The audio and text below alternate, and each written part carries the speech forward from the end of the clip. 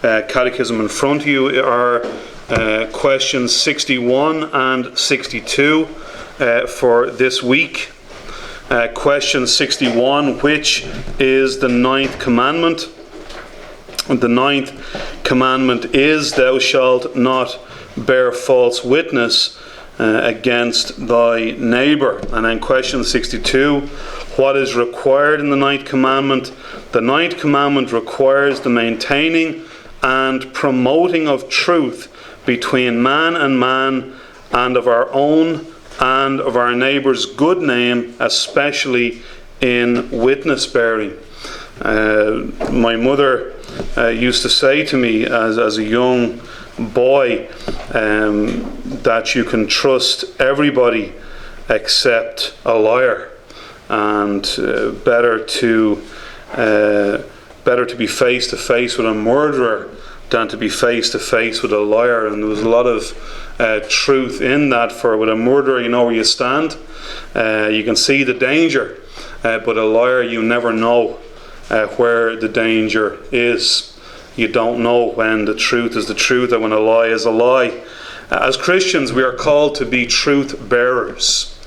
We are commanded not to be false witnesses, not only in serious issues, but even in the everyday events of life. As in all the commandments, the keeping of this commandment is a positive response to a negative command. The negative command is, thou shalt not bear false witness against thy neighbour. But the obvious way of keeping this command is to do the opposite. That is, to bear true witness to our neighbours at all times. And if we do that, we will fulfill the law in this regard. So the answer in question 62 broken down. First of all, the 9th commandment requires the maintaining and promoting of truth between, first of all, man and man. So here we have the idea not just avoiding falsehood, not just avoiding the negative sin, but actually maintaining and promoting truth.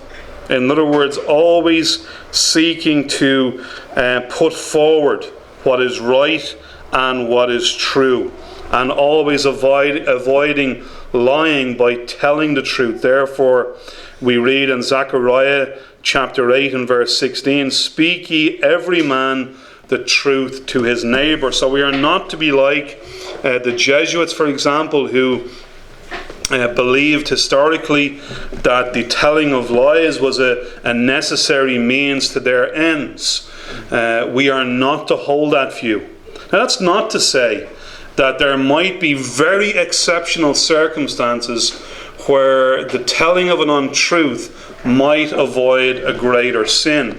So therefore, again, and these are exceptional, very exceptional circumstances. So if somebody is looking for somebody to kill them, and we do not tell them the truth where that person is, that is seeking to avoid a greater sin.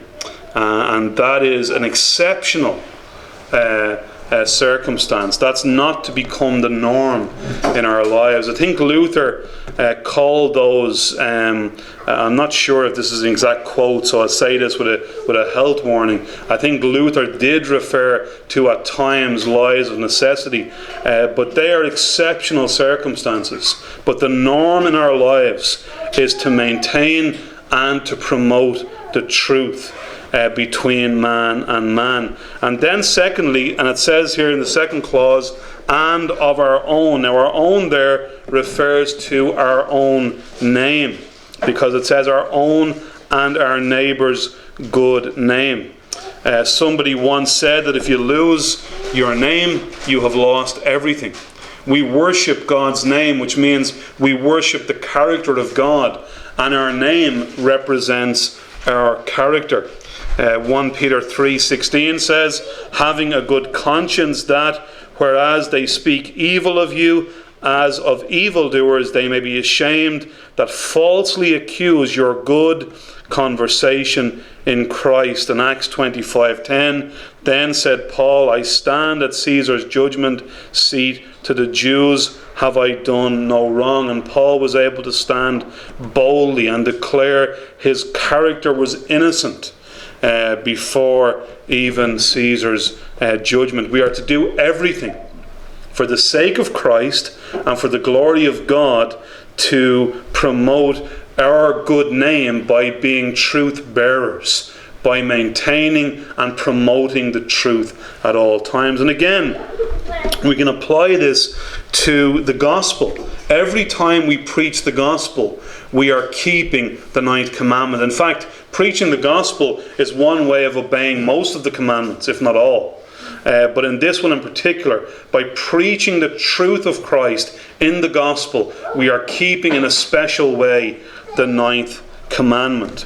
And then it talks about in the next clause, and our neighbour's good name. We are to protect not only our own name, but protect the name of our neighbours. We're not to speak bad of people, ill of people. That's not to say there isn't again circumstances where even the Apostle Paul would speak negatively of people. He spoke negatively of Demas, having loved this, hath forsaken us, having loved this present world. And that's not bearing false witness, that was telling the truth. But generally, we are to promote and to maintain the good name of our neighbours. Therefore, we have in 3 John verse 12, Demetrius hath good report of all men and of the truth itself, yea, and we also bear record. And then finally, the final clause, especially in witness bearing. If we are called upon before God and before men to bear witness, to give witness. I remember one time in court where I was asked to give witness, to give testimony based upon, and I was handed a New Testament, and I was asked to swear an oath on the New Testament. That was a very serious thing to do. And again, there's nothing wrong with that in special circumstances. There's nothing wrong with swearing oaths in those. We're not to do it every day. We're not to be like the Jews were, that they would swear by heaven and earth and so on all sorts of issues. But there are special circumstances, and especially in those special circumstances, we are to be careful that we are saying these things before God and before man.